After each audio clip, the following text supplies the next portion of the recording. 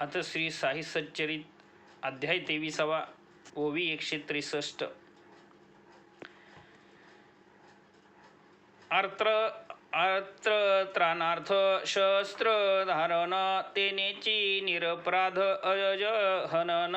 गुपरी गुरु सेवेसी विकिला प्राण म्हणून अनमान जीवाला मारू जाता घाई घाई कृपा उपजली तया हृदयी सुराचा रे मागे जाई हस्तन होई होई पुढाराम मारे आता काय बघसी परिसुनी अखेरची आज्ञा ऐसी प्रहार करावया वेशी अर्धवर्तुळे सीतेवले सूर्यासहित कर उचलिला बोकडाचा काळ आला परी देवची तयाचा राखणवाला तात्काळ पावला तयाला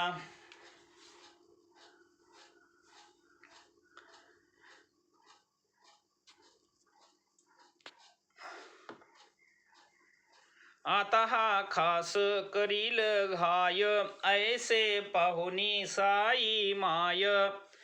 अंत पाहू जाता पाय म्हणे रे जाय राहू दे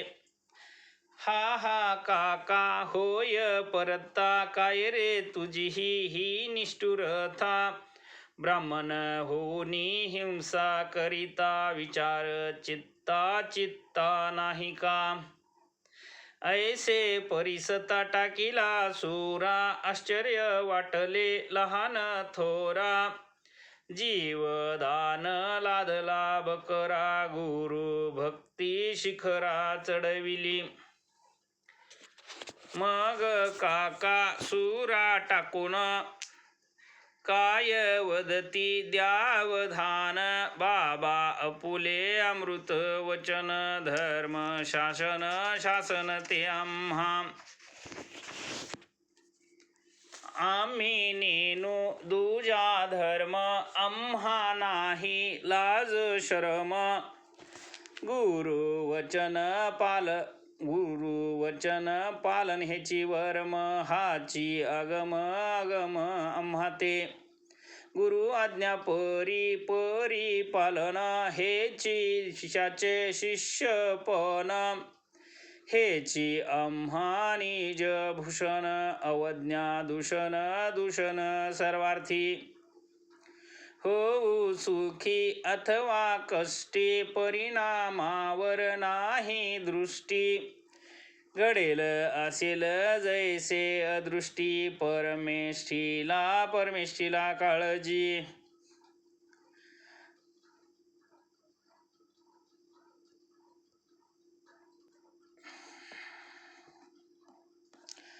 आम्हा तो एकची ठावे आपुले नाम नित्य आठवावे स्वरूप नयनी साठवावे आज्ञांकित व्हावे अहर्निशी हिंसा अहिंसा आम्ही नेनो आम्हासी तारक सद्गुरु चरणो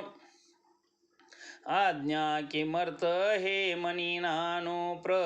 पालनो कर्तव्य गुरु आज्ञा जेथ स्पष्ट युक्तायुक्त वा इष्टानिष्ट हे विचारितो तो शिष्य नष्ट सेवा भ्रष्ट मी समजे गुरु आज्ञेचे उल्लंघन तेच जीवाचे अधपतन गुरु आज्ञा परी पालन मुख्य धर्माचरण हे चित्त गुरुपदी सावधान राहोत की जाओत पान आम्हा गुरुचीच आज्ञा प्रमाण परिणाम निर्वाण तो जाणे आम्ही नेनो अर्थान अर्थ आम्ही नेनो स्वार्थ परार्थ जाणू एक गुरु कार्यार्थ तोचे परमार्थ परमार्थ अमुते गुरु वचनाची या पुढे विधी निषेध व्यर्थ बापुडे लक्ष गुरु नियोग कर्तव्याकडे शिष्याचे साकडे साकडे गुरुमाथा आम्ही आपुल्या आज्ञेचे दास योग्य योग्य नानु मनास वेळी वेचू जीवितास परी गुरु वचनास वटपती पाळू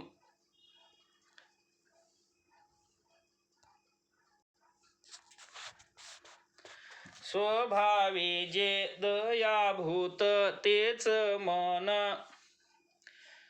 होय पाषाणवत म्लेंचहीन जे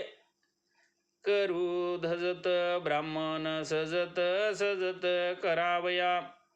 वाटेल हे श्रोतिया अवघड परी हे सद्गुरु घरचे गारुड फा एकदा गुरु वचनारूढ तात्काळ गूढ गूढ उकलेलं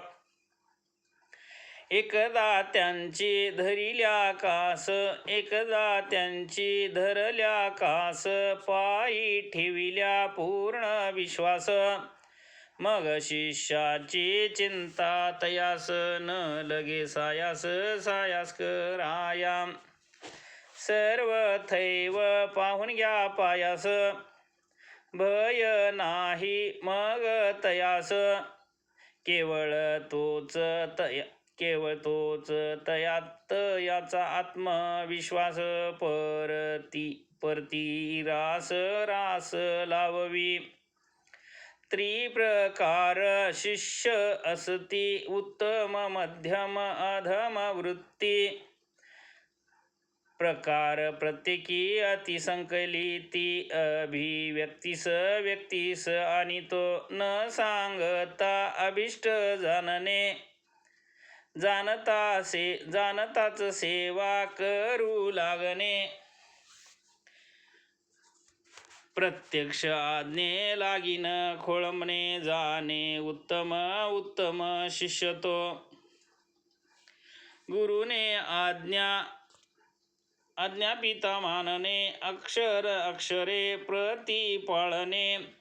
कार्यांतरी न विलंबने जाणे मध्यम शिष्य तो गुरुने आज्ञा करीत राहणे करू म्हणतची म्हणती जाणे प्रतिपदी प्रमाद करणे जाना अधम शिष्य तो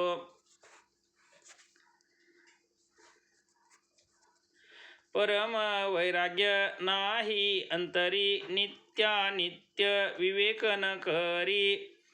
कैची गुरुकृपात यावरी जन्म जरी घालविला तरी जो गुरुपदी निरंतर इच्छा तयाचे पूर्वीश्वर निश्चळ निष्काम करी सत्वर तो परात्पर सोयरा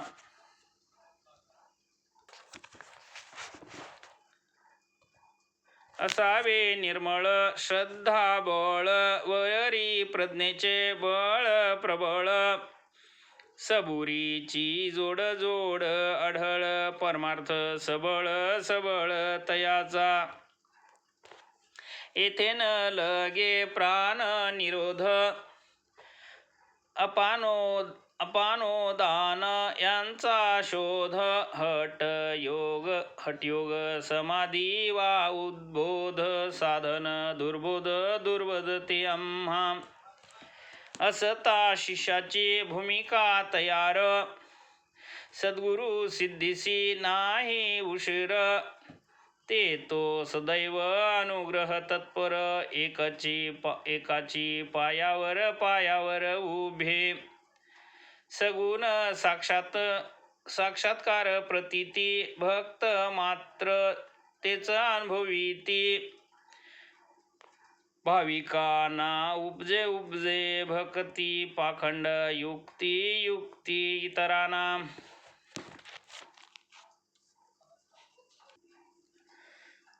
सगुण साक्षात्कार साक्षात्कार प्रतीती भक्त मात्र तेच तेच अनुभविती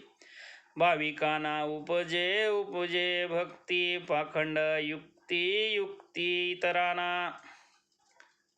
मग पुढे मग बाबा काकास वदती हे घे हे टमरेल पाण्याचे हाती आता मी हलाल करीतो निश्चिती देतो सद्गती सद्गती तयाते आधीच तो बोकड मरणोन्मुख तेथेच आहे तक्क्या नजीक फकीर बाबास विचार एक समय सूचक सूचक आठवला घेतला बाबांचा विचार बोकड माराया तक्क्यावर येणे मिशे करविताच स्थलांतर बोकड देहांतर लाधला बोकडाचा मृत्यू अटळ जाणून चुकले होते सकळ परिपाहुनी योग्य वेळ केला हा खेळ बाबांनी सद्गुरुशी शरण गेले सद्गुरु रूपची जे जाहाले सैंधव सिंधू स्नानार्थ निघाले ते काय निघाले बाहेरी जीव हा या जगाचा भोगता ईश्वर जगद भोग प्रदाता परी सद्गुरु एक मोक्षदाता निजात्म ऐक्यता निधान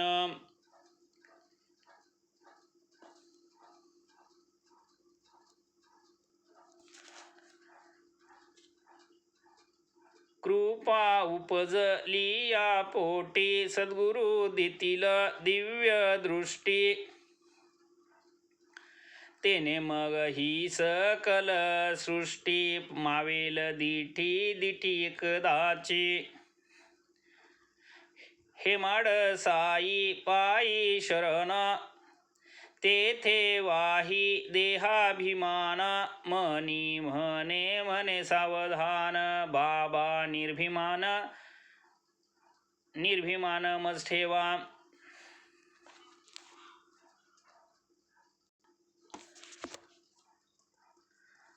आता पुढील अध्याय द्वयी थट्टा विनोदाची सरस सोयी करीत कैसे महाराज साई तीन वलाई परियेसा दिसाया विनोद करमणूक परिती अत्यंत बोधदायक अभ्यासातील जो भक्त भाविक परम सुख पावेल स्वस्ती श्री संत सज्जन प्रेरिते भक्त हेमाड पंतविरीची ते श्री साई समर्थ